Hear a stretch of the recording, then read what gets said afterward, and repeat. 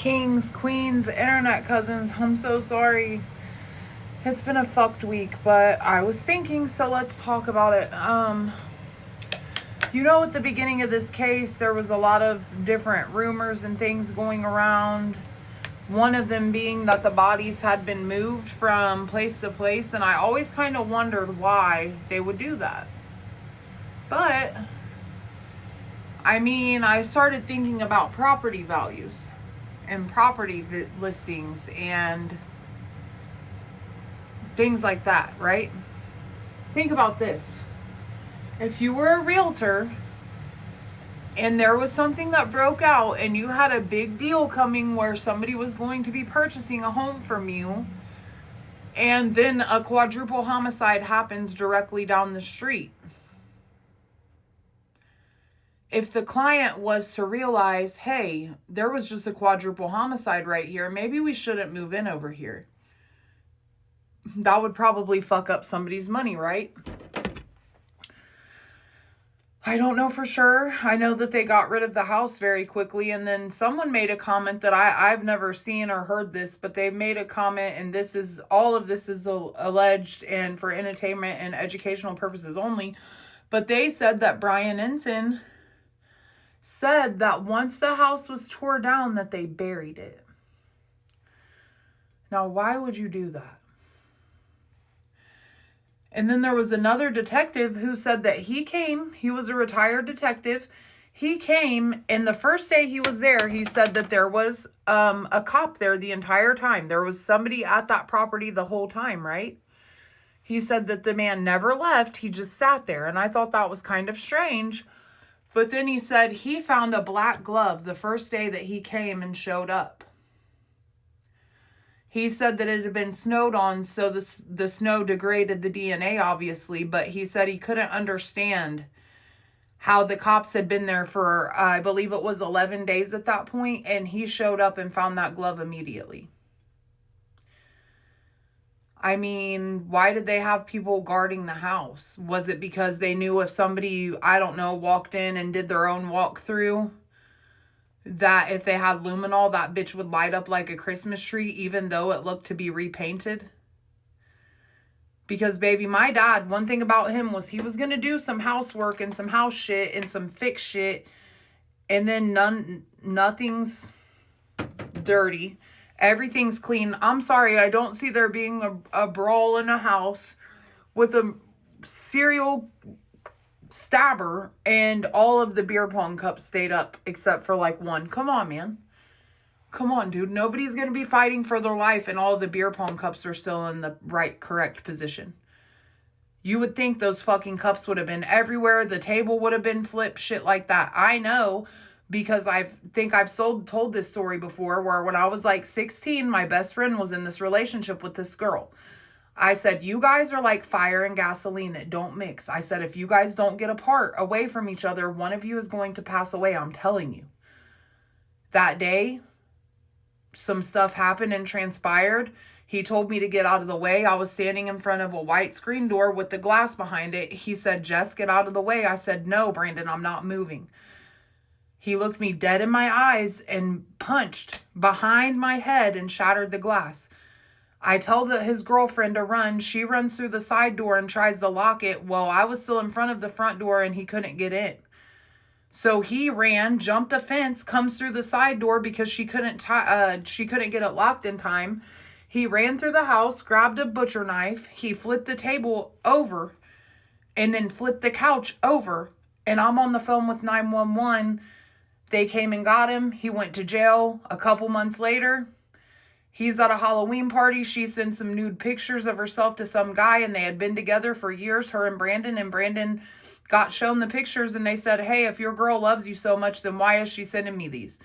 He came to her house, found another man on her couch with her. He went inside, almost unalived her, and then he rode his bicycle off into the highway and got hit by a woman driving from Texas and died because he thought he killed her.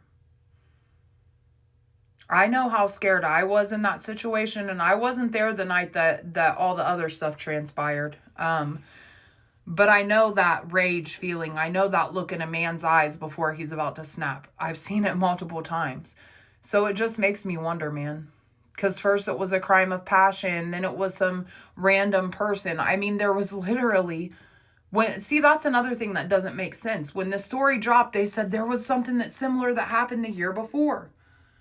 A man broke into a Pullman girl's apartment and just stood over her while she slept with a knife, and then she noticed him and he ran off in the night. But that's unrelated, had nothing to do with Bryan Kohberger, absolutely no relation at all. And it was a year before that, like literally, like I think they said it was October 2021 or something. You'll have to look it up. And then say it's not related. Then they release the documents unredacted and take those back. Then they release the crime scene photos and take those back. I don't know if somebody out there is trying to leak this shit to get it to blow wide open, or if they're just doing all this to fuck with us. I don't know at this point, but I know that blood doesn't clean itself up. I know that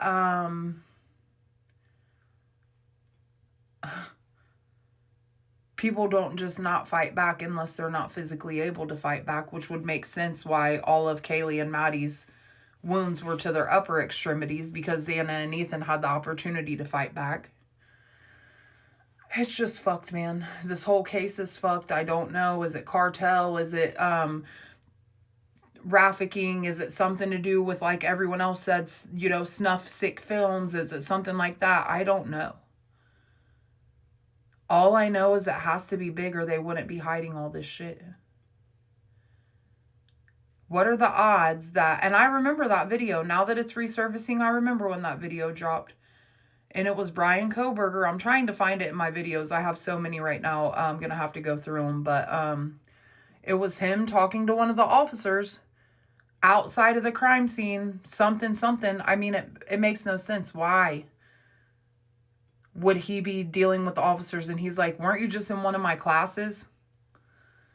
And then the fact that Hunter was friends with one of the cops and called him his homeboy, it just seems like a fucking huge conflict of interest. So I'd like to know who was really tight and who was really friends that was in that house and around that area. I would really love to know.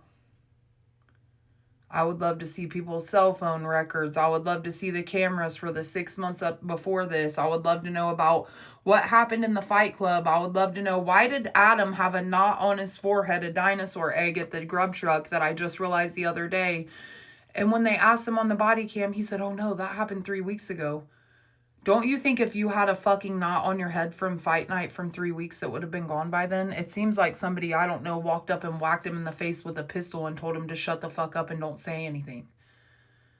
What did Kaylee and Maddie tell Adam? What was the secret? What happened to Maddie's prior roommate before that? Nobody talks about her. And you can't use Google and find anything about her, so good luck. I finally found her obituary, and I'm honestly scared to even bring that up, because it's like, why are all these kids dying? And they said that she passed away from a sleeping pill overdose. That she had been bullied so bad by Maddie, Kaylee, and Xana, or whatever the case is. I can't confirm 100%, but that's what it said in one of the stories. I don't know. Her name was Hannah. That's all I really do know. Hannah Clear.